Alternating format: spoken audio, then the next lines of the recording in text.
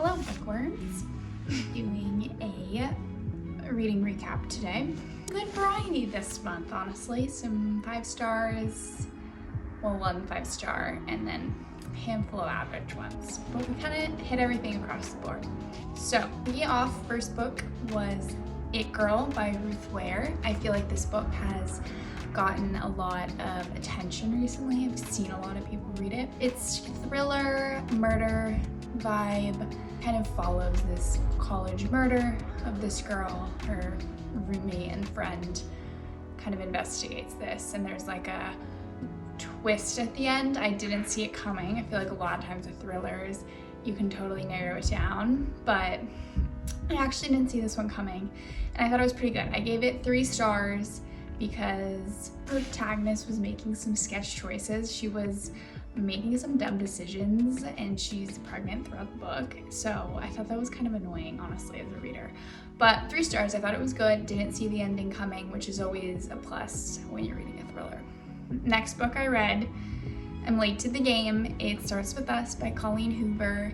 I don't even need to say anything about this one. I'm not the biggest Colleen Hoover stan. It's a controversial take, but it's true, and I gave it 3 stars.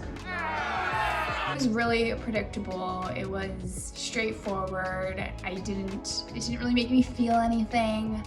I liked It Ends With Us more, but I wouldn't even say that's at the top of my favorites of Colleen Hoover books. So 3 stars for that one. It was also extremely overhyped, and I think when anything gets too hyped, you just kind of have too high of expectations and it never meets. But okay, next book was my highlight book of February, and I haven't seen that many people read this one. Highly recommend. It's called The Secret Life of Violet Grant by Beatriz Williams. I gave this book 5 stars. I loved it. There's a dual point of view between one girl, Violet, and one girl, Vivian. Violet is in Berlin in World War II, 1915-ish time frame, and then Violet is living in New York in the 60s.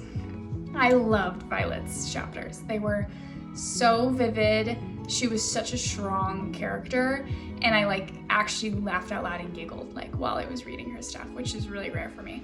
But I thought it was really great. There's also a twist at the end of this book. It's a historical fiction and kind of uncovering this lost suitcase that was Violet's that Vivian ends up getting her hands on, and it's kind of the journey of what's in the suitcase and then the story of their lives. But it was really good. I was entertained throughout the whole book, and then the last 20-25% I actually couldn't put down, and there was a good twist at the end with something that happened. So 5 stars. Definitely read if you're a fan of historical fiction, or you also just really like New York, because there's a lot of New York elements in there that I thought was fun to read about.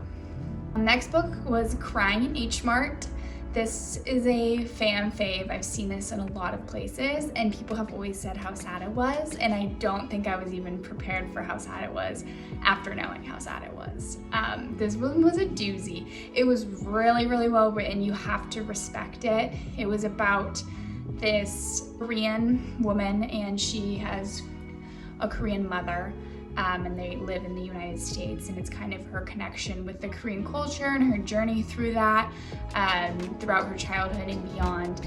And then she's kind of looking at it from a reflection point of view as an adult while her mom is struggling with cancer. So it's heavy. It was sad. I cried. I had almost a hard time picking up because I was like, I'm just gonna be sad while I read this. But it was really good, and I feel like I learned a lot from a cultural point of view, which I thought was really interesting. But I gave that book 4 stars. Really good, but you have to be in the right frame of mind for it, for sure. And next book I read was To Love Jason Thorne. You can see I needed a palette cleanser after Crying in H Mart, for sure. So I picked the lightest, most romantic rom-com book I could find, which was that, and it did the trick. It was a good palette cleanser. I gave this book 4 stars. Extremely predictable. It's exactly what you want if you're a Colleen Hoover fan, or you want something really light and happy and frivolous. It was predictable. It was kind of a romance girl. She had a crush on her brother's friend, and she ends up reconnecting with him years down the line when she sells her story to become a movie, and then the guy they cast in the movie is the guy she had a crush on as a kid, who turned out to be an actor, and he had like lost touch with the family and stuff, and they basically rekindle, reunite. It's predictable, it's easy, it's a good read, but nothing groundbreaking. 4 stars for sure. Next book I read was The Hunting Wives by Cobb. This book also bothered me because of the protagonist and the poor decision making. I have a hard time apparently with protagonists who make bad decisions. I'm like, why? Like, what are we doing? But it was entertaining enough. I wanted to know what happened. Like, I definitely wanted to keep reading. I gave this book like a 3.5 stars because I wanted to know what happened, and I thought it was good, but I also like was kind of irritated while I read it. But it's just about this woman, and she's kind of lonely, has nothing to do, and she joins this group of moms, and they go out every weekend, and they go and they shoot at the women's lake house. And there's some like infidelity, involvement between the women. It's like a group of violence, some jealousy, some anger. So it's thriller, a little bit, kind of a whodunit with the murder involved. And it was fine. Like it was good. It was interesting enough to keep reading, but like I said, I didn't like the main character very much. And then the last book I read for February is This Is How It Always Is by Laurie Frankel. I do this with all the books I read, but I don't read what any of them are about. I just start them, which I feel like is kind of the best way to go. For me anyways, I like it because I don't know what to expect, and then I just begin it and kind of like find out from there. There's no like preconceived notions or ideas or anything like that. I just kind of take whatever rec from whoever, wherever. But this book was really interesting, and it's kind of a fictional story of a family.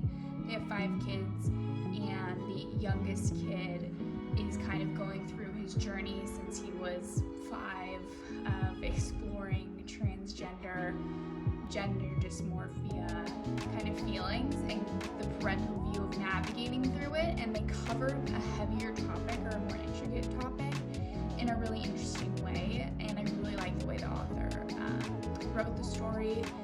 It was a little bit verbose, but good.